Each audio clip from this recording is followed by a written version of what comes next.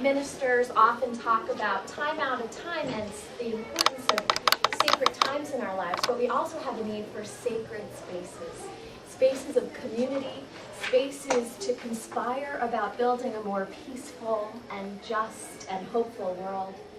Spaces where we can care for one another, both through our joyous milestones and through the challenges that all of us go through at one time or another in our life. And so this afternoon, you're going to be talking about our property, about parking lots, about rooms, about the need to renovate spaces, as well as more room to grow. But remember that ultimately what we are doing is creating a vessel for all the ministries that we carry with one another in this community and out into the wider world. May our work this day be blessed. May our vision become clear. And may all of us do our part so that indeed this community is here for generations to come. May it be so. And I'm thrilled to be able to introduce one of our leaders, Tony Ritigliano. He has served on the Board of Trustees. He has served on the Committee on Ministry. And I think I could lift up other things, but today I will lift up, he is one of our youth advisors with our high school youth on the 3rd floor. And we are just so thrilled to have a strong number of leaders from different parts of the congregation getting to introduce these important plans. So Tony, thank you. Good morning, everybody. Good morning. Allison said this afternoon, I won't keep you till this afternoon, I promise. The plan here is to do about a half hour of me kind of talking at you, and then a half hour of you asking questions. So I will ask you to hold your questions to the end, because there's a lot of material to go through, and we're trying to conduct these focus groups in a pretty standard or way every time.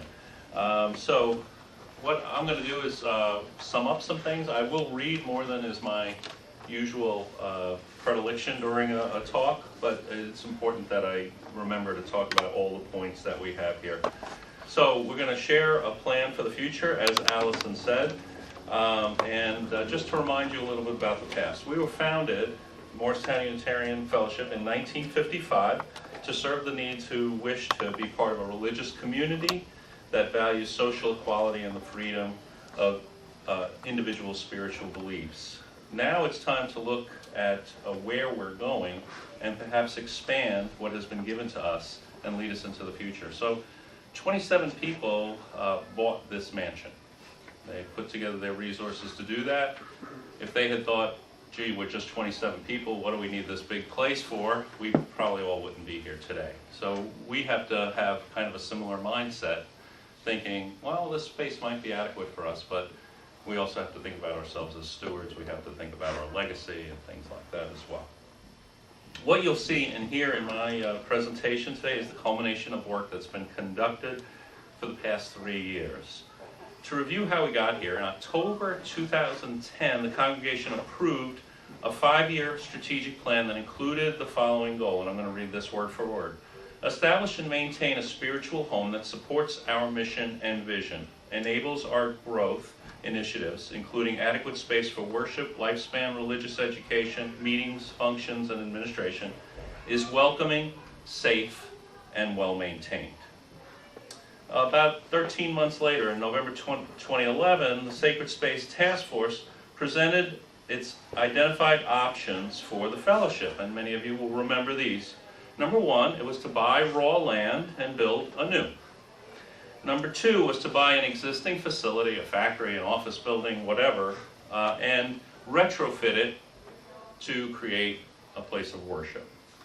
The third was to just stay here and to do some things to expand it and renovate it. So those were the 3 options that a whole bunch of people spent a lot of time studying, and they presented those. In 2012, June 2012, at our annual meeting, after considerable research and presentations of all 3 options, the membership voted to stay right here. So this was a membership decision to stay at 27 Normandy Heights Road. In May of 2013, the Gateways Task Force, which is the ones that's studying what can we do, presented that plan, and on June 2nd, the membership approved moving forward as a result of all the work they had done. What was a way that if we stay here, we could go forward? What would that look like? How much would it cost? Et cetera, et cetera, et cetera. And they started to gather that information. From these multiple fellowship meetings, surveys, discussions, iterations of our plans, plans were made, and what you will see in a few minutes is the result of all that planning. Before I hold up a bunch of pictures, I want to stress that these are very preliminary. They're meant to give you an idea. Is this what everything's going to look like? No. Is it an idea of how we can go forward? Yes. Will there be a lot more input from various committees and members of the congregation? Absolutely. But what we are going to look for in this month, Allison, the date again is November 24th. November 24th, we're going to ask a vote. And the vote is about one thing. Should we launch a capital campaign to raise the money to take the direction that we're laying out today? That's what the vote is about. It's not, oh, we want the kitchen here or we want the bathroom here. It's, should we raise the money? So I wanted to take a moment to introduce David Grove. David, would you stand and say hello to everybody? Good morning. Good morning. And David is with James D. Clote and Associates, which is a capital stewardship consulting firm that specializes in congregations. That's all the work they do. His firm has been retained by us to assist the fellowship through this readiness assessment. So he's helping us determine, are we ready to launch a capital campaign? And obviously, you're all here to help us know that. Part of that are these focus groups that you're participating in today.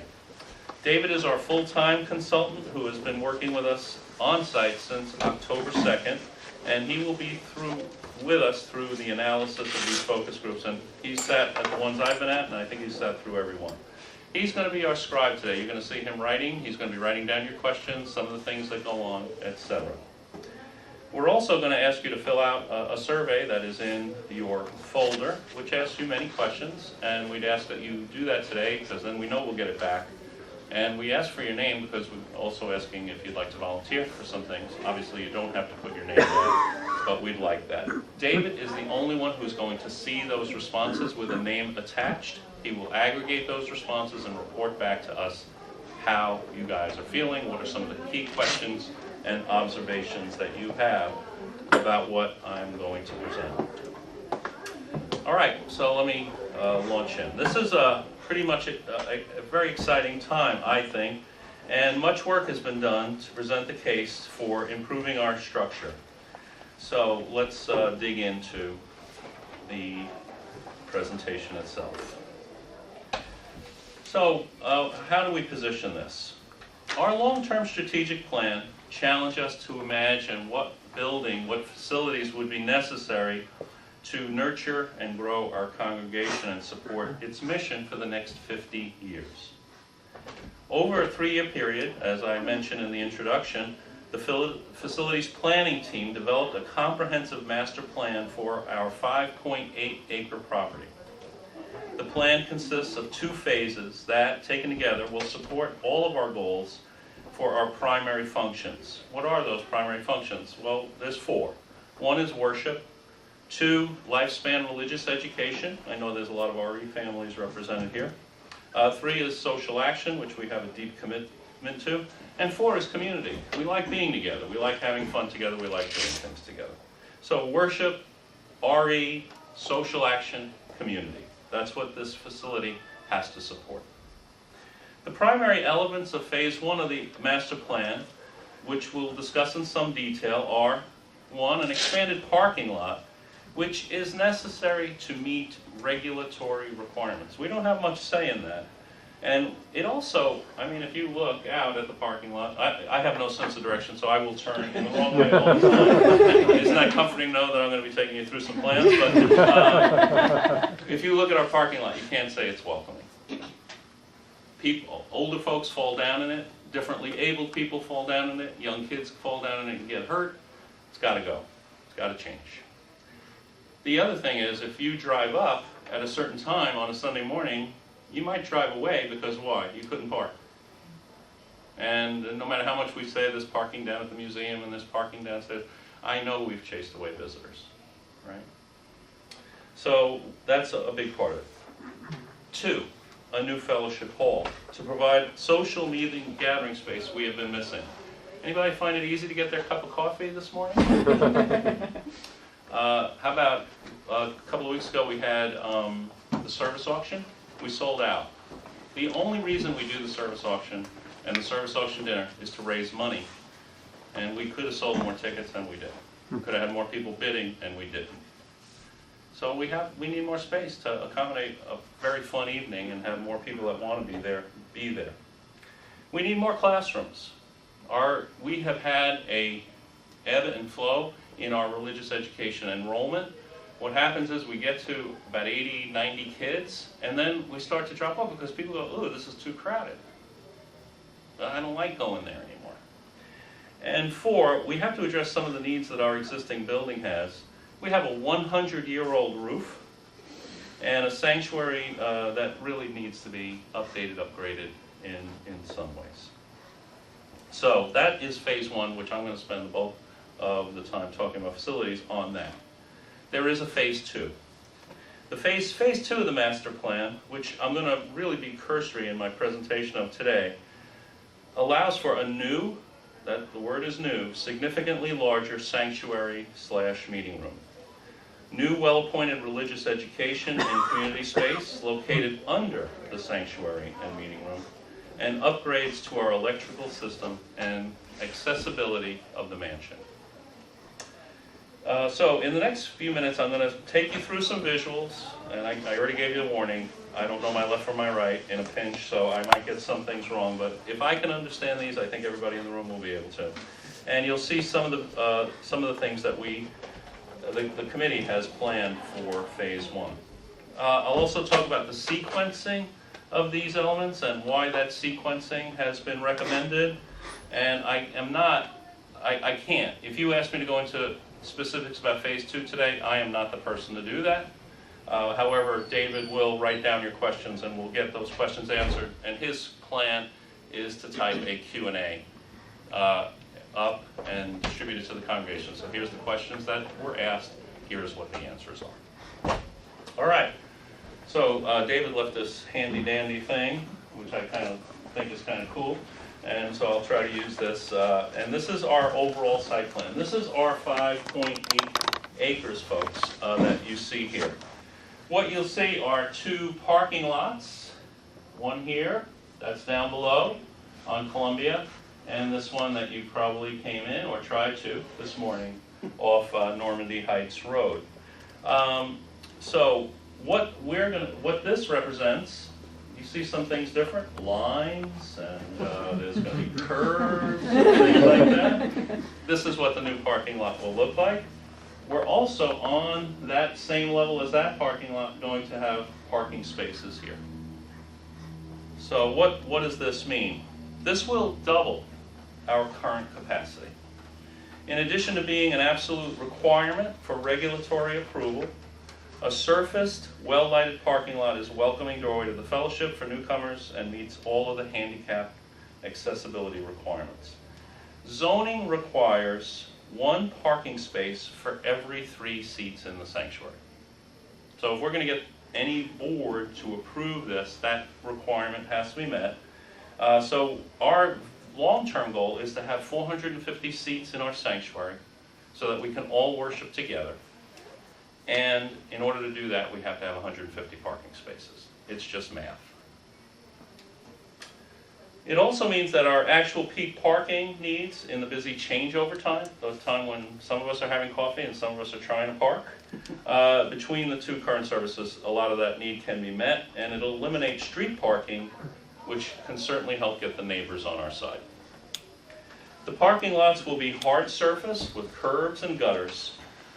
I'll miss those puddles. And including our landscaping and lighting plan, as well as stormwater runoff management plan. So that is the parking. You see here a new building. So here's our existing building. Here's where you more than likely came in this morning. Here's where you worshiped if you went to the services.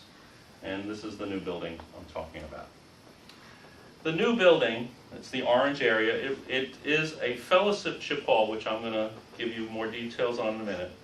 And then that parking lot off to the side, which will shift this access, we're going to shift the access road 20 feet closer in the updates of these plans.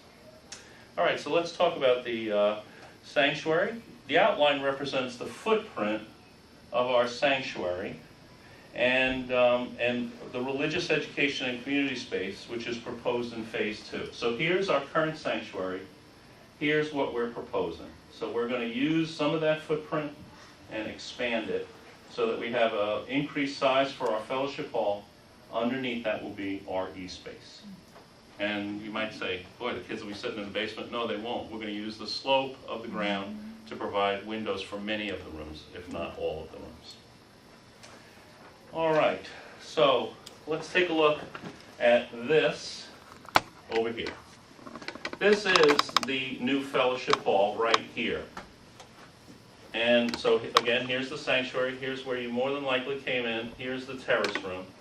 And you see the terrace room will provide access into this new building called the fellowship hall right now. It also will have access off a courtyard. Up here is the memorial garden, etc.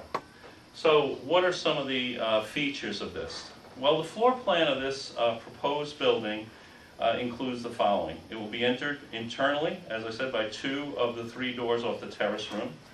And the doors in the front will give access from the memorial garden and the parking lot. The new fellowship hall is large, open space for meet, greet, entertaining functions. It can accommodate table sitting and food events for about 200 people. We were maxed out at 130 last week. And it can have about 300 people in it theater style for a worship. The fellowship hall portion of the new building is about 4,500 square feet. Anybody guess what the current sanctuary is? How many square feet? Well, you said half, so maybe it's... It's 3,000. 3,000. And so it's a half again as much as the new. So imagine the potential use of this space. It can be used for the service auction, for the Jade event that we've been having. We can do a combined worship service there, even when we still have this current sanctuary. The Gifts of Conscience Fair, which gets to be pretty crowded. And it can be an attractive lecture space and certainly an attractive rental space. Here's where I start to get a little weepy. This is a new kitchen. Professional commercial kitchen, which is adjacent to the fellowship hall. And I know you can't believe this, but there's actually going to be a window that opens onto the fellowship hall, so you can just pass food out there. I'm going to miss those carts, but not much. The building also contains 2 new classrooms for RE. Those are right here.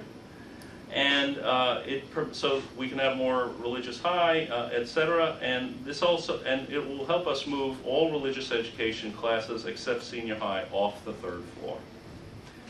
We just had a fire drill. You know what the plan is? The senior high has to come down and they have to grab kids out of the nursery and go down ladders. So they'll be the only ones up there to do that. In the evenings, these rooms could also be used for fellowship or community meetings, which is another rental opportunity. All right, hold your breath. Men's and women's restrooms with more than 1 stall. Again, taking care of basic needs as well in the fellowship. And by the way, these will be ADA compliant restrooms. The current patio will be replicated in front to integrate the memorial garden. We won't lose the patio. So why should we put it on this side of the building? It's on the main level with the current building. It provides ADA accessibility without the need and cost for an elevator. It will have good traffic flow between the current space and the new space. And there really is no room for this structure on the parking lot side of the building because we need that place for parking. So can't put it over there. All right, so This is an artist rendering, and as I said at the outset, this is kind of preliminary, right? So in here is the kitchen. What you see is that big fellowship hall space. There's lots of natural light to come in. What this actually will look like in the end, we haven't decided, right? But this gives you a sense of the size of it, and those ceilings are 14 feet high. So this will be a nice, airy, open place with a tremendous amount of flexibility. We're also considering one of those curtain walls that you see in hotel ballrooms, so we can actually divide this room up. So I talked about the high ceilings, potential for great lighting, direct serve through the counter between the kitchen and the room, and a flexible partition. All right, let's take a look at what this might look like. So here's the sanctuary, right? We're looking at the back of the mansion. Here's this courtyard that would connect us. Those are not garage doors, those are windows. And again, that's the artist rendering. And again, this is preliminary. What this outside will look like, who knows right now. But that is how the building would situate on the property. So this is a potential representation of the building to show location. The gray spaces I already talked about. This view is primarily to depict location and access, not specific building materials. And we're creating a nice intimate courtyard, which would include elements such as benches and nice landscaping. One of the reasons that this location and this design were chosen was because of the excellent traffic flow that we can have. Another artist rendition has us looking at the front of the building, and again, what materials, what this absolute look will be is yet to be determined. So this is a rendering of the existing mansion with the proposed building. It is intended only to show location. The exterior appearance, which many people have talked about, can be readily changed, and the final appearance will be developed with membership input and during the actual design phase. This view does not take into account the landscaping for this area, which will include integration of the memorial garden, new patio, and a children's playground. All right, so let's go back to this view. As mentioned, in phase 2 of the master plan, we've primarily focused in that phase on a 2-story building, which would be the sanctuary and the meeting room. It will offer a large basement space for upgrading the balance of our RE program and community space. And as I mentioned, due to the slope of the land, we'll have a lot of natural lighting under this facility. Phase 2 will also address some other things. I use the word not reservedly. Ancient electrical system in the mansion will be upgraded. We will provide elevators to the upper floors and fire stairwells to service the new sanctuary and meeting room off the 2nd floor of the mansion. There's several compelling reasons for the sequencing of the master plan in this area, in this way. One, the most pressing pain point in our current facilities is the lack of adequate social space, and we run into this restriction on a continual basis. So I talked about the service auction as an example. We would not be approved for the increased size of the sanctuary if we don't take care of the parking first. It ain't gonna happen.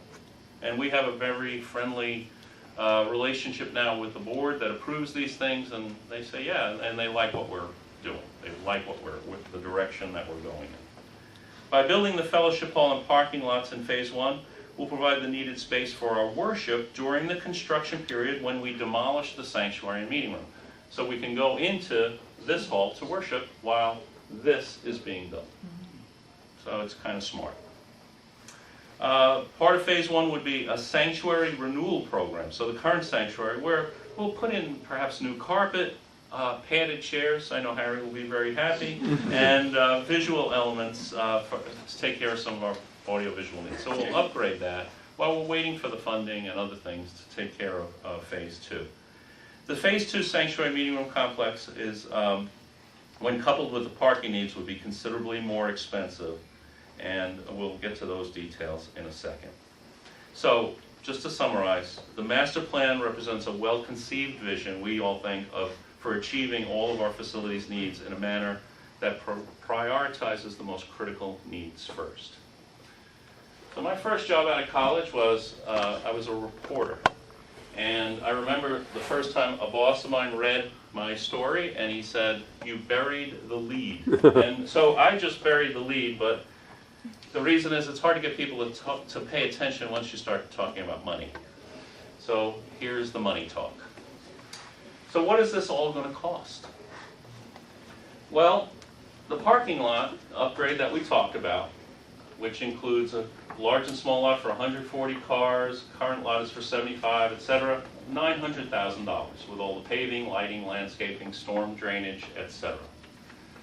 The fellowship hall, that 4,500 square feet of social space, the kitchen, two new RE classrooms, ADA compliant men's and women's restrooms, a professional kitchen, and HVAC, $1.35 million.